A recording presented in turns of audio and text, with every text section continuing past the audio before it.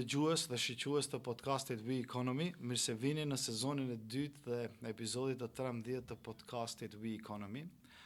Edhe sot kemi diçka shumë interesant për të biseduar, është një temë të cilën e kemi pritur ta bisedojmë në We Economy, por para se të fillojmë, unë desha t'ju them dhe t'ju lut që të filloni të na bëni subscribe, për arsye se do të kemi edhe tema tjera shumë të rëndësishme, të cilët e pasurojnë atë edukimin financiar dhe edukimin ekonomik të cilën ju mund ta mësoni në We Economy. Edhe sot Visari nuk do të jetë këtu me neve, për arsye objektive, për ato të cilat menduan se nuk është më pjesë e We Economy, jo, është pjesë e We Economy, është autor dhe ose koautor, si doni thoni, është me neve këtu, por dhe rolin e udhëhecit të emisionit mbetet sa herë obligim ta bëj unë. Sot kemi një mysafir shumë special. Kur them shumë special, një njeri i cili për këtë ekonominë e vendit ton, sidomos të Maqedonisë së Veriut, pi pavarësisë deri ditët e sodit, i ka kaluar të gjithë nivelet e mundshme, si shtetërore, si politike, si komerciale, si ekonomike, të gjitha, dhe ka një bagazh të jashtëzakonisht shumë madh të eksperiencës, por e kemi ftuar ne këtu për të flasim për një temë të veçantë, për financimin dhe bankat, por një CV të shkurt, zotëri meteorologu, për ndryshe ekonomist të cilën e njohin jashtëzakonisht shumë edhe ato të cilët gravitojnë në komunën e Çajirit, pasi që është drejtor i branch ofisit në Çajir. Për ndryshe ka bërë rolin edhe të kryetarit komunës të Dibrës me një periudhë të caktuar, gjithashtu të gjithë Maqedoninë perëndimore ka kaluar si drejtor i bankës, Stopanska bankës, si themin e këtu nëpër këto ofise, dhe me një përvojë, me një bagazh jashtëzakonisht shumë të madh, vjen të na ndaj eksperiencën e tij, nëse mund të themi kështu, për te në We Economy. Mirë se erdhe, zotëri Imer. Faleminderit për ftesën dhe për këtë prezantim të thukët dhe të saktë. Unë të skuqem tani nga gjithë këto fjalë të bukura që i Jo, e bëjmë këtë sepse është kënaqësi kur njëherë pranojnë njerëzit të vinë në podcastin ton, ndonjëherë disa edhe hamenden se si do të vim në podcast edhe pse do duhet ne tash të flasim vetëm për terma ekonomike, edhe kur na vjen një njeri kështu me një përvojë më të madhe se e imja dhe Visarit, neve na jep shumë një kënaqësi shumë të madhe. Faleminderit edhe një herë, dhe unë do të kisha filluar kështu, si keni arritur deri këtu? Si arritët t'i bëni gjithë këto, në një profesion i cili është sfidues çdo moment? Patjetër. Faleminderit edhe një herë për ftesën. Është kënaqësi të jetë njëri pranë jush në një emision të këtill, duke marrë parasysh tani nga teknologjia informative në vazhdimëri për asaj se sa shikime, klikime dhe sa interesant është emisioni juaj, sigurisht që është privilegje për mua që sot të ndaj disa nga ide dhe mendimet mia. Për të nisur fillimisht, unë jam ekonomist me profesion, i lindur në Dibër, i shkolluar në Dibër deri në shkollën e mesme, jam student Prishtinë, fakultetit ekonomik, të kryer në vitet 84-88 për të vazhduar më pastaj punësimin e parë si profesor i lëndëve ekonomike pranë gjimnazit nga ku dola edhe unë si nxënës. Vazhduam më pastaj i punësuar në Bankën Ekonomike në filialin në Dibër për disa vite. Kam qenë antar qeverie në periudhën 99-2000 në Ministrinë e Ekonomisë. Harrova ta përmendja. Sekretar shtetëror, për të vazhduar pastaj kryetar komune në qytetin nga ku unë gravitoj, me qëllimin, dëshirën dhe intencën të jap kontributin tim dhe mund mendoj, ky është vlerësimi edhe i shumicës të bashkëqytetarëve të mi, që kam arritur diçka të jap për atë periudhë kohë, për të rikthyer përsëri aty ku flen zemra tek profesioni. Unë jam bankier me profesion, kam kryer edhe studimet master pranë Universitetit të Evropës Juglindore në financa, dhe ka pi 27 vite që jam i punësuar në Bankën Ekonomike, duke filluar nga Dibra, Struga, Gostivari, Tetova, dhe ka mbi 10 vite që jam drejtor në filialin në Shkup. çdo gjë që arrihet në karrierën personale, në qoftë se ajo nuk transmetohet tek gjeneratat e reja, mendoj se është e barazvleshme me zero. Dhe kjo është intenca që unë sot jam këtu, të ndaj pak nga ajo përvoja ime e kaluar, aq e begatësa është, dhe për të transmetuar tek gjeneratat e reja, sepse mendoj që është e nevojshme.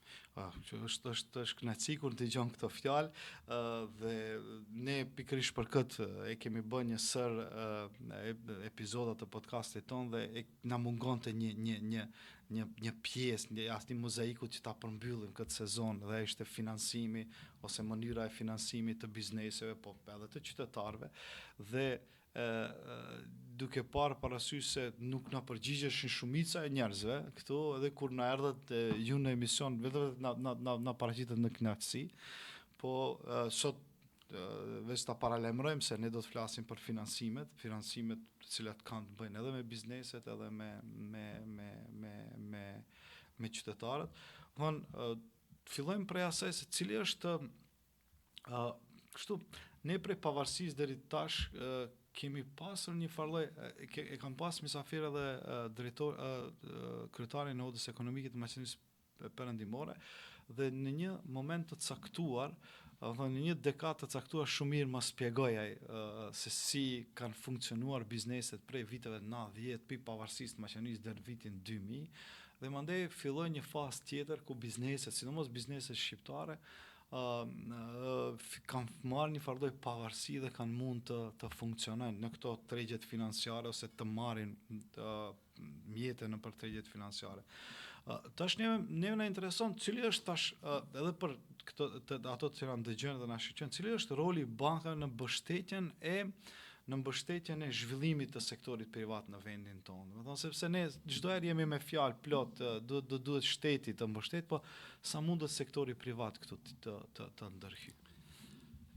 Po patjetër, ndoshta është kënaqësia ime dhe shansi im i mirë ose fati im i mirë që ndoshta unë do të jem pjesë e asaj kockës për të përmbyllur mozaikun e suksesshëm të stories tuaj dhe të këtij podcasti që është mjaft i shikuar dhe i përmendur.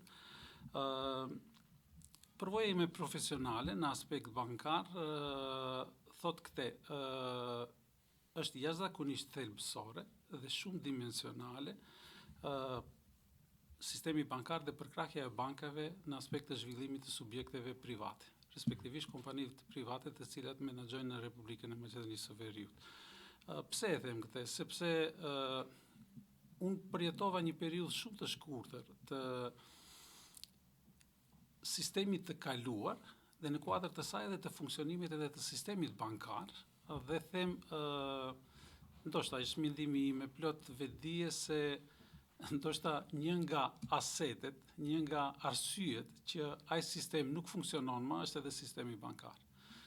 Të marrish mjete për të financuar biznesin tënd me norma interesi mbi 20%, mendoj që nuk ka kompani të suksesshme, ndoshta edhe fitimin, ndryshimin në çmim, profiti nuk e ka aq sa ishte pjesa e kamatës që i pagunte bankave tek e cila ishte e ngarkuar. Pse e them se banka ka aspekt themelor dhe shumë dimensional? Arsyet janë të shumta. E para, sigurimi i financimit të bizneseve. Çka do me thanë kjo? Bankat akordojnë linja kreditore dhe kredi të ndryshme për investime, për mjete qarkulluese, për rritje të kapaciteteve ekonomike të kompanive të cilat marrin mjete hua nga bankat dhe për qëllime të ndryshme. Përveç sigurimit të financimeve, njëkohësisht bankat të cilat menaxhojnë në hapësirën e Republikës së Maqedonisë së Veriut kanë edhe sistem promovimi të bizneseve të vogla dhe të mesme.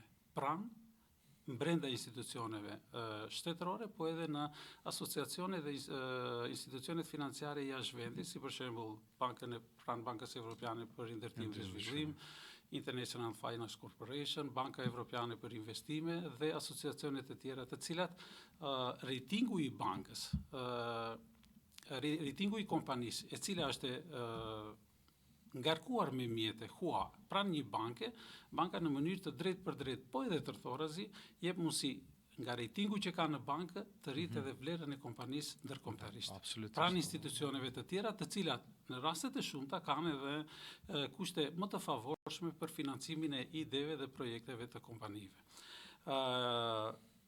Përmirësimi i qasjes financiare të kompanisë është një nga arsyet tjera pse themi se bankat kanë rëndësi mjaft të madhe për zhvillimin e sektorit privat. Çka do thotë kjo? Bëhet formalizimi i biznesit.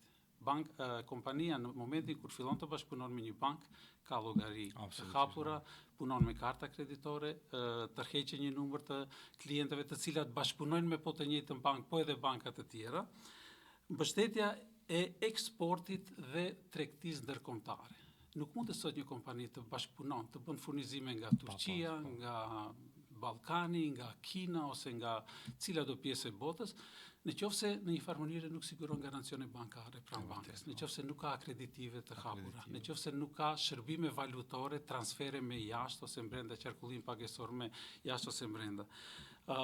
Njëkohësisht banka ka edhe faktor edukativ, financiar dhe aspektin e këshillimit.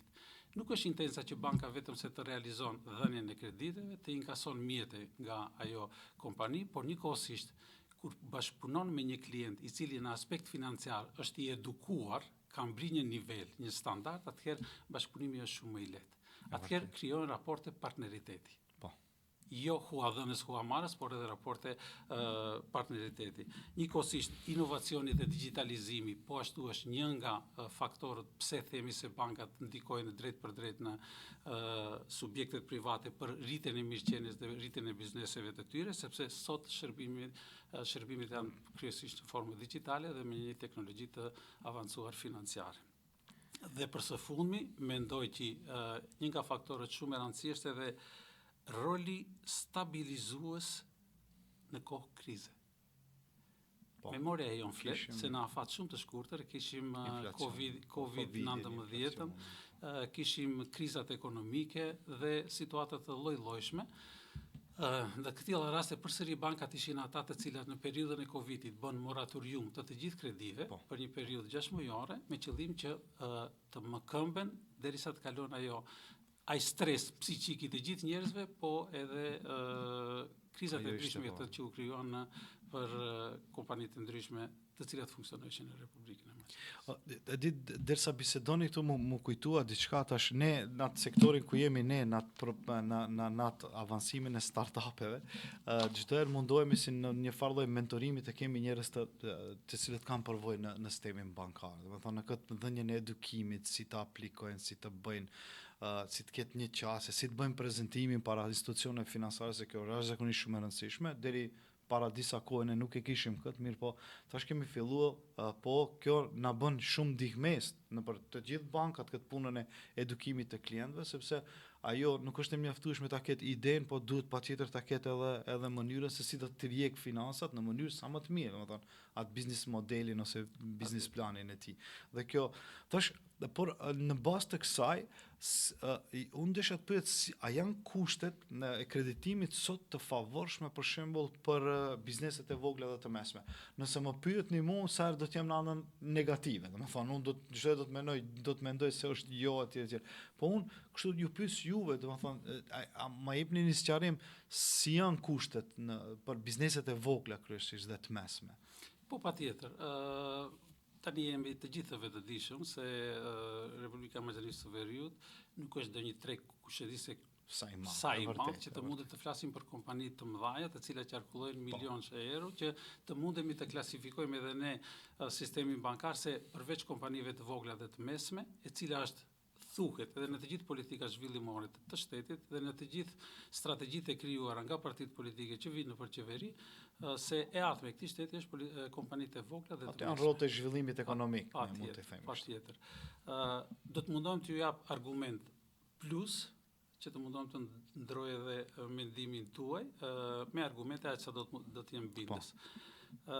Folëm pak më parë se sistemi bankar i sistemit të kalum ishte në periudhën e shkatrimit të shtetit ishte katastrofal. Por atë unë edhe nuk e marr si patjetër. E tani patjetër që duhet një periudhë kohë për të kaluar, me qëllim që sistemi bankar të shndrohet, shpallëvecia e Maqedonisë, Banka Popullore e Maqedonisë u shndrua si institucion i pavarur, e cila do të ishte në një farë mënyrë ombrelle të gjithë bankave komerciale, funksionoheshin vetëm se me një bankën ekonomike, më pastaj u hap edhe banka komerciale për shkak të diversifikimit të rrezikut dhe konkurrencës mes tyre. Mirë po, sot jemi dëshmitar se në Maqedoninë e Veriut funksionojnë 14 banka, prej të cilave për momentin vetëm njëra nga bankat është me kapital aksionar brenda vendit, të gjithë të tjerat pak a shumë janë me kapital të huaj. Kapitali i huaj nuk ka ardhur këtu që të krijoj humbje, ka ardhur që të kalojë, por me të gjithë intencat pozitive ka ardhur edhe të transmetoj përvojat pozitive. Në këtë kuptim, a janë kushtet e favorshme? E them me plot kompetencë që po. Të flasish për kredi për kompani të vogla dhe të mesme, kuptohet në bazë të disa klasifikimeve, ju më kuptoni shumë qartë se për çka e kam fjalën, kompani e qëndrueshme, kompani me qarkullim të mjaftueshëm, kompani që ka kolateral ose hipotekë të mjaftueshme, kompani që ka vazhdimsi të ekzistimit të saj, ka numra të mira në bilance të treguara, patjetër që kushtet janë fenomenale. Të punosh sot në ekonomi tregu, që në Maqedoni llogaritet që është stabile, por më tepër sistemi bankar edhe në region llogaritet që një nga sistemet më stabile, me norma interesi prej 3,5, 4,5 me kolateral, me hipotek, me pasuri të patundshme, dhe të bisedosh për kompani pa sigurim me 6 ose 7%, mendoj që shumica e kompanive që na kanë besuar në atë që ne jemi munduar t'ju shpjegojmë, sot kanë nesër përpara. Ata zhvillohen, me zhvillimin e tyre zhvillohemi edhe ne. Prandaj, me shumë bindje them se kushtet për momentin, të cilat bankat komerciale me disa ndryshime të vogla. Tani kuptohet në aspekt bankar, kompanitë të cilat nuk sigurojnë kolateral, nuk sigurojnë hipotekë, sigurisht që këtë do ta paguajnë me çmimin e rritur të normës të interesit. Kompanitë të cilat flasin për kredi pak më të mëdha, ne kemi kompanitë të cilat funksionojnë me norma interesi që edhe për ata kur ja kemi transmetuar ka qenë shumë befasuese. Pse mundet edhe kjo? Po mundet, sepse pasqyra jote është fenomenale. Tash, me atë ndihmes, me atë kreditim, rritet klienti, po njëkohësisht rritemi edhe ne si bank. Prandaj them me shumë bindje se normat e interesit në tregun e Maqedonisë për momentin, për kompanitë juridike, për personat juridik, në bazë të statusi që e kanë kompanitë vet, sepse kur drejtohesh në bankë, do duhet të paraqesësh një pasqyrë të mirë. Në momentin që ty je kompani fillestare, nuk ke kolateral, nuk ke numra, ose je kompani që funksionon me humbje në bilancet, preteksi se këteja ka siguruar kontabilisti. Kjo është përgjigja më e shpejt, atëherë sigurisht që ajo kompani, banka nuk mund të merr risk aty. Vetëm të ndëlidhe me një nënpyetje këtu. Shumica e rasteve kemi përvoja, ne kemi pas, sidomos te kompanitë e vogla dhe të mesme shqiptare, në ndodh që këtë ta bëjnë, këtë procesin e çdo herë të rinë në humbje dhe të paraqesin, domethënë se e punojmë pa një farë profiti.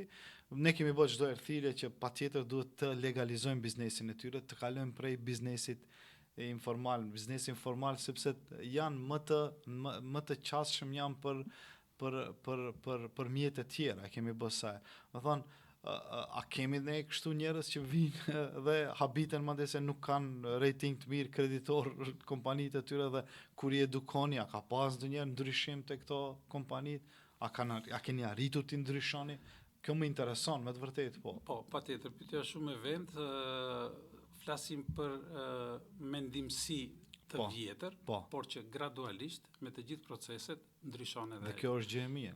Kemi klientë të cilat kanë punuar në kontinuitet me humbje, dhe kur vjen në bankë, jo vetëm tek banka jon, por edhe shumica e bankave, sigurisht që përgjigjja është negative. Nuk mund të financojmë kompani e cila është me humbje. Nuk mund të financojmë kompani e cila nuk paguon kontributet ose rrogat me rregull.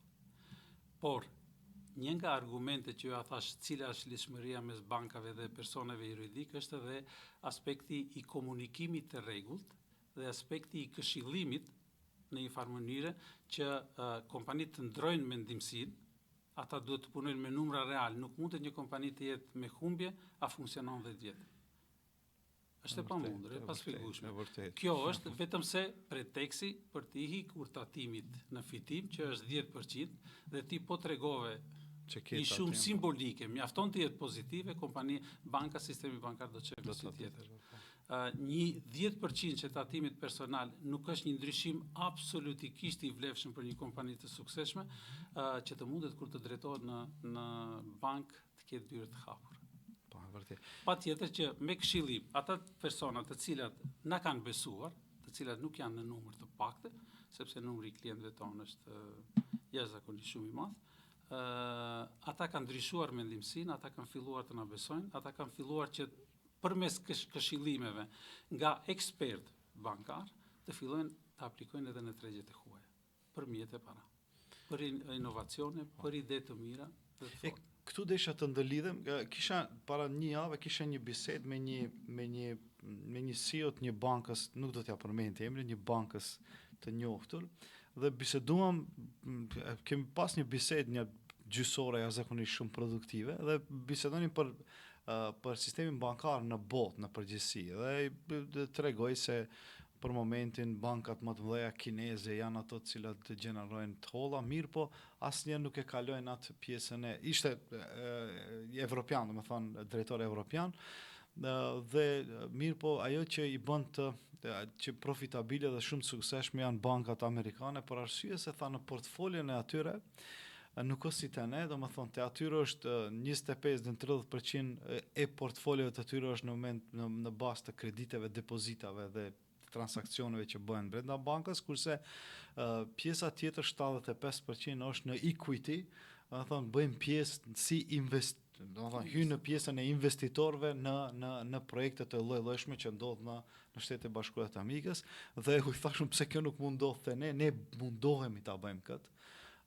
Por edhe sistemi bankar nuk na lejon, edhe mendësia, po edhe shumë rand kjo kultura, bështë fjalë për një bankë këtu te ne që është, kultura jonë nuk na lejon shumë të parave, edhe pse kjo është më profitabile për bankën. Pyetja e radhës është, a mund, domethënë ne këtu në Maqedoni të bëjmë një farë lloj përmirësimi midis bankave dhe sektorit privat në pjesën e proceseve inovative, në proceset e investimeve të asaj që mundet, për shembull ne kishim edhe kreditin hungares, por unë asnjëherë nuk e kam pa me sy pozitiv atë kredit hungares, sepse unë mendoj se të njëjtat kushte mund t'i japin edhe bankat tona komerciale para. Unë kisha menduar më shumë ajo të jetë një pjesë të investohet ose të mundohet të futet në pjesën inovative. Si mendoni zotëri Mirallov? A mund kemi një farë rol aktiv të mund të bëhet banka në promovimin e inovacioneve? Pa tjetër, Lehman Brothers ndodhi në Amerikë, nuk ndodhi tek ne. Duke marrë parasysh se është sistemi i perfeksionuar i funksionimit bankar, edhe atje ndodhin fenomene të cilat në një moment të caktuar dalin nga kontrolli. Por t'ju them një përvojë personale, para shumë viteve, kur dëgjoja që banka komerciale në Sloveni ishin bashkëfinancues të ndërtimeve me kompanitë ndërtimore, ide e mirë, po si mund të realizohet? Faktikisht, bankat komerciale i thonë ndërtuesit, e gjej ku është, sa do të jetë shuma e mjeteve kapitalit, 30, 40, 50% përcaktohet ty, kompanive të cilat janë të qëndrueshme. Ata financonin dhe në marrëveshjen e ndërsjellët, aq sa kishte investu banka, nga shitja e banesave merrshin provizionin. Pjesa tjetër i mbetet ndërtuesit. Domethënë një ide fenomenale. Por këtë kam. Kjo ide vazhdon të përdoret edhe tek ne sot. Që për ne ka qenë ndoshta ne të gjithë kompanitë e qëndrueshme ndërtimore, të cilat kanë bilance të qëndrueshme, të mira, profitabile, sot atë që nuk e bëjmë ndoshta me kompanitë të vogla dhe të mesme në start-upet, e bëjmë me kompanitë ndërtimore me shumë sukses. Do me thanë, ju financojmë ndërtimin nga momenti kur ajo bën gropën për të ndërtuar objektin. Në ç'mënyrë? Themi, bëjmë marrëveshje, me kompaninë e cila ka minimum 2-3 objekte të ndërtume, ka bilancet e qëndrueshme dhe themi, ne do t'i financojmë me kreditim shitjen e banesave që ti i ndërton te klientët të cilët marrin kredi tek ne. Mendoj se jam i qartë. Po, do me thënë është mënyrë tërthort, por që në mënyrë të drejtë për drejtë ndikon në... është një farë equity brenda, ju dhe ne kemi një numër, mos ju them numër tani, po do të habiteni një numër jashtëzakonisht të madh, mbi 100 kompani me të cilat kemi bashkëpunim të këtij në Republikën e Maqedonisë së Veriut, që kemi të lidhur marrëveshje dhe që ju financojmë ndërtimet e tyre me dhënien e kredive personave të cilat nuk kanë mjete të gatshme, po marrin përmes krediteve. Prandaj, them se mënyrat e përmirësimit të bashkëpunimit është mendimi im personal, ka përvoja ime personale, që ka mënyra të pamjaftueshme, por që gradualisht bankat që vinë nga shtetet e huaja si investitor dhe kanë blerë bankat e huaja, përcjellin përvojën personale në mënyra të këtilla, por në momentin kur ndërtohen kushtet e mjaftueshme në Republikën e Maqedonisë së Veriut, që të mundet ai biznes të jetë i suksesshëm. Pa diskutim që numri atyre kompanive që janë të qëndrueshme sot i shohin ato benefite, ne jemi dëshmitarë edhe të ndryshimeve pozitive, dhe në bazë të numrit të vitit 2023, numri i kompanive që funksionojnë në Republikën e Maqedonisë së Veriut ishte diku rreth 70.000 të regjistruar nga enti statistikor. Nga Bashkimi Evropian me që të vitit 2024 nuk kanë dalë ende regjistrimet, janë diku afër 60.000 kompani të cilat funksionojnë.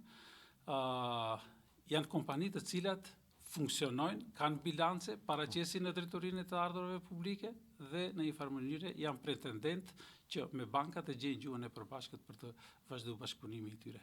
Bankat nuk kanë qëllim vetëm se t'i japin mjete dhe ato mjete të humbin në humner diku, kompania të mos funksionojë, por qëllimi kryesor i bankave është të jepen mjete në formë të kredive, linjave kreditore, kompania të zhvillohet, me automatizëm zhvillohet. Normal që do të ketë interesi është i përbashkët. Do thonë ta ndërlidhi këtë me atë, do thonë a mundet të presim të ardhmen, do thonë ose a janë pjekur kushtet që ne të kemi një farlloj bankat mund të fillojë të mbështesë, domethënë se ne flasim tash vetëm për Republikën e Maqedonisë, a mundet domethënë bankat të fillojnë të promovojnë një farlloj zhvillimi rajonal ose të bëjnë mbështetje të themi ne në Maqedoni se disa kemi industri strategjike, po ti gjejmë mënyra që të mund të financojmë ndonjë industri, të cilën do të mund të promovojmë jashtë, ta promovojmë eksportin, ose neve kjo do duhet patjetër transakcionet i bën banka, me akreditive, me kredit, këtë po, mirë po, a mundemi ne të fillojmë të zhvillojmë kompani nëpërmjet bankave të cilat do të mund ta mbështesin eksportin më shumë?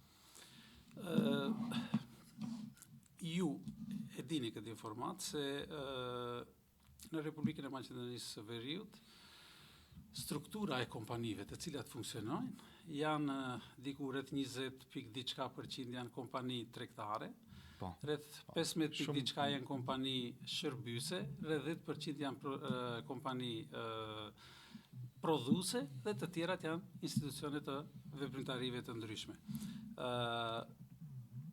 Çka do thotë kjo? Nëse ne në strategjinë e zhvillimit ekonomik në Maqedoni parsore e kemi industrinë e energjisë, më pastaj e kemi industrinë e përpurimit të ushqimit dhe bujqësisë, industrinë e automobileve dhe pjesëve automobilistike, Lear, Johnson Control, kompani të cilat janë investitorët më të huaj që kanë hyrë në Republikën e Maqedonisë, janë industri të cilat funksionojnë, po këto industri kanë ndërlidhshmëri, financimi i këtyre industrive nga sistemi bankar në Republikën e Maqedonisë dhe përkrahja e tyre në një farë mënyrë Maqedonisë i hapën rrugën për bashkëpunim, qoftë me Kosovën, Në aspekt bujqësor, dihet importues më i madh i produkteve të Maqedonisë kush është në rajon? Është Kosova. Në aspekt të infrastrukturës, në aspekt të energjisë, deri vonë kishin probleme të funksionimit normal të Shqipërisë me energjinë elektrike. Përderisa ata kanë hidroenergji diku mbi 90-100% dhe varet nga Zoti se sa do të bëhet kerreshi do të ketë për të funksionuar të njëra dhe përmbysësh. Maqedonia ka një përqindje krejt tjetër të prodhimit të energjisë elektrike me termocentrale dhe me hidrocentrale dhe bënte furnizimin e Republikës së Shqipërisë. Sot këto elemente pak a shumë jenë stabilizuar për arsye se funksionojnë shtetet mes njëra tjetrit. Nuk është njësoj si të vije produkti bujqësor, nuk e di nga jugu kush e di ku në Shqipëri ose të vije në Kosovë ose të vije nga Maqedonia. Shpenzimet patjetër që do të jenë minimale ose prodhimi i energjisë elektrike të vije nga shtetet e veriut deri në Shqipëri. Prandaj funksionimi i këtyre industrive e tani shtetet e ndryshme në zhvillimin e tyre strategjik kanë vendosur prioritetet të ndryshme. Zhvillimi i turizmit në Maqedoni me automatizëm sot ndërlidhen edhe zhvillimin e turizmit edhe në Shqipëri, ose e kundërta. Prandaj, financimi i të gjithë këtyre projekteve në këto industri që Maqedonia i ka vendosur për t'i financuar kompanitë e vogla dhe të mesme, me automatizëm jep efekt, rezaton pozitivisht edhe në industritë rajonale ose zhvillimin e vendeve rajonale përreth. Po. Tash unë patjetër do duhet te kompani do të ndërprejmë këtu sepse kam marrë pyetje kur morëm vesh se do të jeni ju pjesë e emisionit, mu lutën që të flasim edhe pak për qytetarët, domethënë ato si ndihen, si kanë raportin ato me bankën. Dhe unë do t'i ndaj disa këto, domethënë për shërbimet bankare në përmirësimin e jetës së qytetarëve. Unë domethënë vet jam një prej atyre të cilët kam aplikuar për kredi dhe kam munduar ta bëj atë përmirësimin e jetës nëpërmjet sigurimit në një kredi hipotekar të banesë etj, po si ka ndruar qasja e bankave ndër vite për përmirësimin e jetës së qytetarëve në Maqedoninë e Veriut? Sepse ju keni non-stop kontakte me qytetarë, domethënë i shihni, domethënë prej të ai që është me të vërtet hallexhi deri te ai i cili është që me të vërtet ka nevojë të jetë ta përmirësoj jetën e vet. Patjetër që sistemi privat, financimi i kompanive private nuk është aktiviteti i vetëm, sidomos në bankën tonë, që numri i klientëve është pa diskutim shumë i madh për dallime dhe prej bankave të tjera. Është një element i rëndësishëm i funksionimit tim.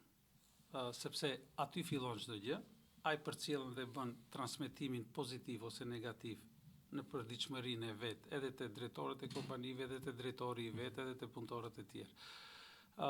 Sistemi bankar në këtë drejtim është avancuar jashtëzakonisht shumë. Në një moment kur para disa viteve, jo shumë herët, thuheshte që normat e interesit te kreditet personale për persona fizik do të jenë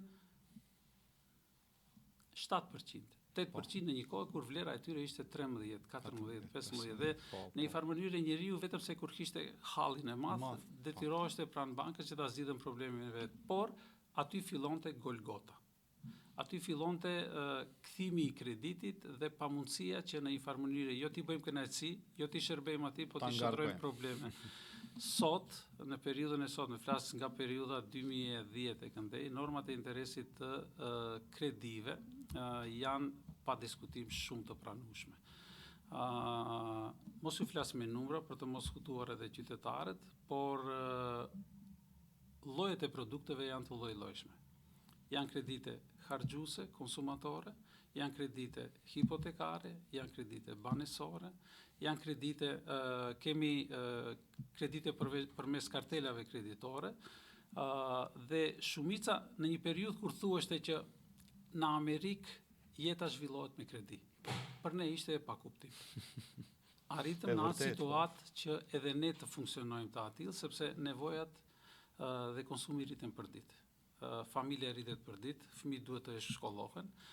Situata e funksionimit në shtet ka arritur që edhe shëndetësia do të jetë private, edhe shkollimi të jetë privat, edhe funksionimi, furnizimi i përditshëm i konsumit familjar të jetë i përditshëm, dhe pa diskutim që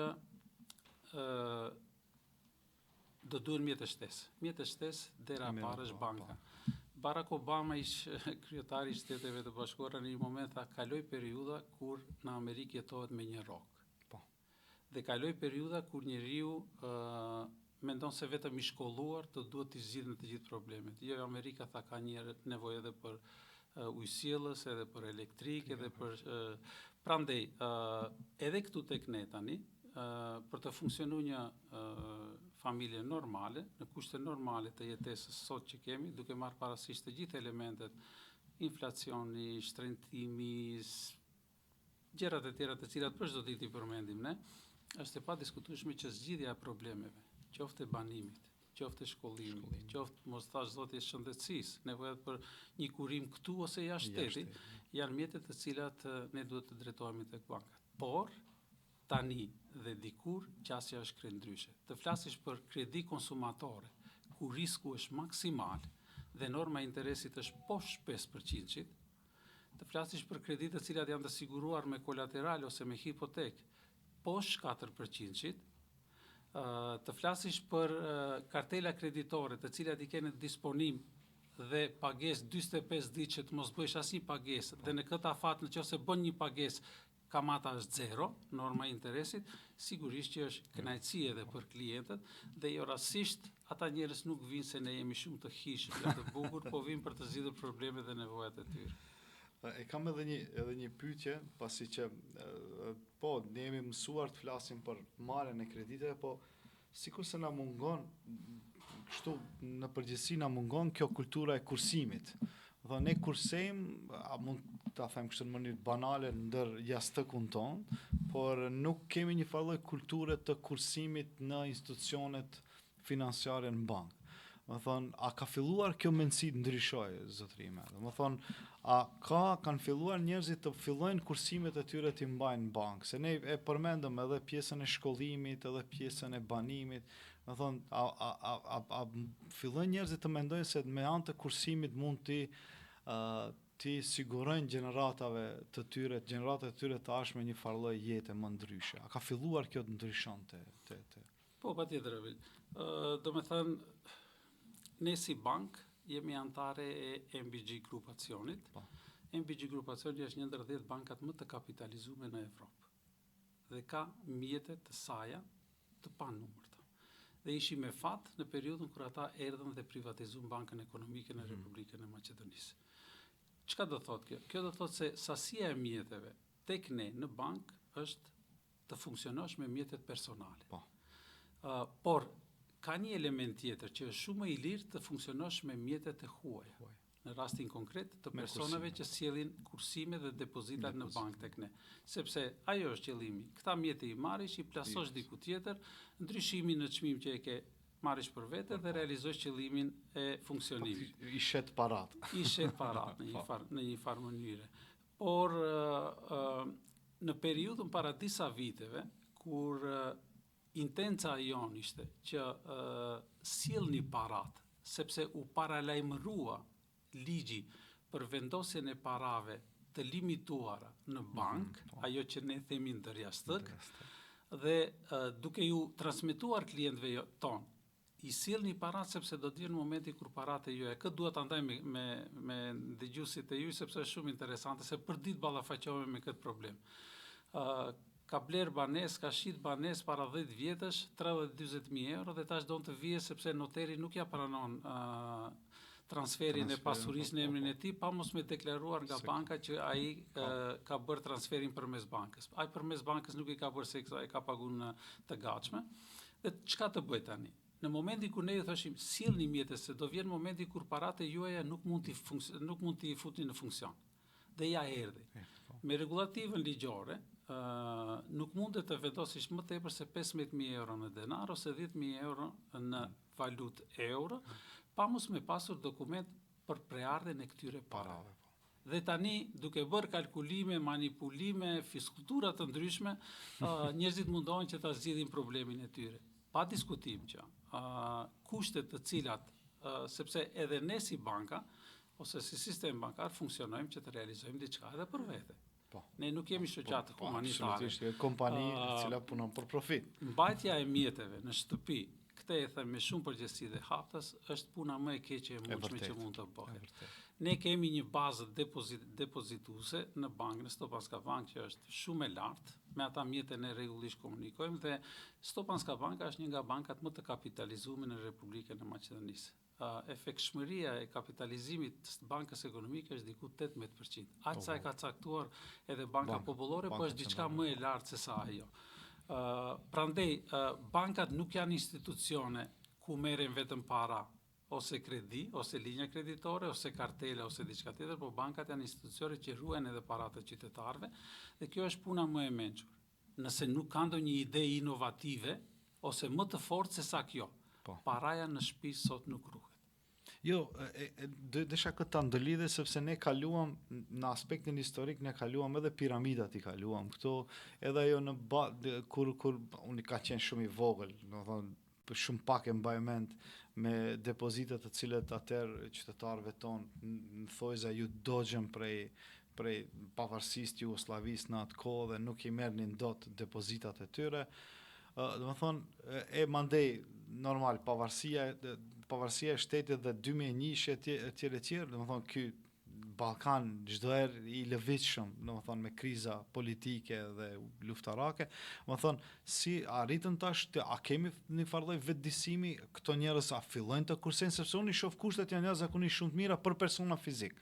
Për këtë e them, se për persona juridik ndoshta ato është diçka tjetër, por për persona fizik kushtet janë jashtëzakonisht të volitshme dhe secila bankë ka kushtet jashtëzakonisht shumë të volitshme. Do të habiteni në qoftë se them se mendësia tek qytetarët ka ndryshuar shumë në këtë drejtim. Do me thënë, vlera e mjeteve që çdo ditë tek ne vijnë, nuk do të thotë që ato mjete do të afatizohen 1 vjet, 2 vjet, 3 vjet dhe do të mbesin aty. Ne jemi fleksibil. Një ditë përpara nëse bisedohet për shumë më të madhe, mund të porositet dhe ne mjetet i japim gjithmonë në kohën kur klientit i nevojitet. Por fillojnë gradualisht njerëzit të besojnë bankave deri në atë nivel sa që kretë pasurinë e vete sjellin tek ne. Nuk është vetëm shuma e mjeteve të depozituara. Ne kemi edhe sasi të limituar të kasafortave që njerëzit tani edhe pasurinë tjetër përveç asaj të paras e sjellin në bank me një kompenzim minimal dhe është rehat që pasurinë ja ruan dikush tjetër. Sistemet bankare të avancuara në Evropën e zhvilluar dhe në shtetet e zhvilluara, unë kam pas rast personal me shumë klient ton, të cilët vishin nga Italia, sjellshin shuma të caktuara parash për t'i depozituar tek ne. Sa që më bëni përshtypje dhe askush nuk pyete se sa kushton, cili është çmimi që unë do ta fitoj, çfarë kamate, çfarë normë interesi do të marr. Dhe njërin e pyeta thash, pse nuk pyetni thash për pse tha ju i jepni ende? Po sigurisht që japim, sepse mjetet juaja ne i shfrytëzojmë. Jo, atje nga i vim netha, na marrin pare për të na i ruajtur. Ishte vërtet kjo, po është vërtet. Është shpenzim edhe ajo. Pse unë duhet të bëj shërbim ty, të t'i ruaj parë të tua. Gjermania kështu e kishte para 1 viti, 2 viti kështu e ka pas. E tani në këtë situatë, kur norma e interesit, qoftë për mjetet valutore, qoftë për mjetet në denar, është e konsiderueshme, them përsëri, nëse ti nuk ke një ide tjetër fenomenale, jo ti çosh në kriptovaluta ose të marrësh aparate, makina të bësh diçka tjetër, por siguria është maksimale, nuk flitet ma kjo temë sepse njerëzit ende e kanë qejf të thonë, më trego siguria për kamatën nuk pysun. Siguria është çështje e kaluar. Sepse 2-3 herë bankat konkurrente duke luajtur një lojë të pistë në kuptimin e ra Greqia në situatën e krizës, tash e mbigjia çka do të bën banka, ne kishim intenca, jep ju ani paret kur ti kërkojnë. Përveç të shtunë të dirë kur s'punojshim, sepse do t'i kthejnë dopjo. Dhe ajo na ndodhi 2 herë. Njerëzit i besojnë bankës, për më tepër bankës të cilës unë i takoj, por në bazë të numrave dhe vlerave që kemi, edhe sistemit bankar në tërësi. Dua të them me plot bindje se sistemi bankar në Maqedoni është një nga më stabilet në region. Këtë e themi shumë kompetencë. Unë mendoj biseda ishte shumë e këndshme dhe mund ta vazhdojmë edhe tutje, po ne aq na lejohet në këtë podcast, domethënë aq mundemi nëse nuk keni diçka tjetër të shtoni, të cilën unë jashtëzakonisht shumë ju pyeta, ju pak ju lova. Po urnoni. është kënaqësia ime, pa diskutim, për të mos e thënë vetëm se si pro fort, sepse të ndash mendime dhe ide me njerëz të kompetent, me njerëz të branshës që i takoj edhe unë, patjetër që po të futemi edhe në tema pak më të nxehta, atëherë mundet mos jemi interesante. Jo, nuk e bëjmë podcastin ashtu, e dëm podcastin më të jetë më edukativ, më duke munduar që sadopak t'i sqarojmë disa gjëra, disa dilema, unë kam çdo ditë një numër shumë të madh të klientëve për të sqaruar gjëra të natyrave të këtij lloji, ata njerëz që pyesin zakonisht dinë më shumë. Dhe ecim përpara për dallim prej të tjerëve që mendojnë se di gjithçka. Sot ne jemi shumë brapa prej hovit, hapave që zhvillohet, teknologjia informative, tani edhe inteligjenca artificiale, të gjithë gjërat i kenë asi, por t'ju them me plot bindje, njëherë ju falenderojmë edhe njëherë dhe t'ju them këte mundohem ta them edhe pranë universiteteve të cilat funksionojnë në Republikën e Maqedonisë së Veriut. Lëshoni CV-t tuaja në për bankat komerciale të cilat nuk janë të vogla në numër 14, mos u befasoni kur do t'ju vjen një ditë ndonjë ofertë prej njerëz nga bankave, sepse nevojat për të punësuar për më tepër kualitativ edhe ata llogariten në startupe, sepse fillim, por bankat komerciale janë në një nivel shumë të lartë sot në Republikën e Maqedonisë së Veriut, mund të ndërtoni karrierë aty, bashkangjitu një stafeve të cilat deri më sot janë të suksesshme, ndërsa ju me shumë bindje, me shumë kënaqësi dhe me shumë dëshirë ju dëshiroj që të ecni përpara këtë mision të mirë që e keni marrë,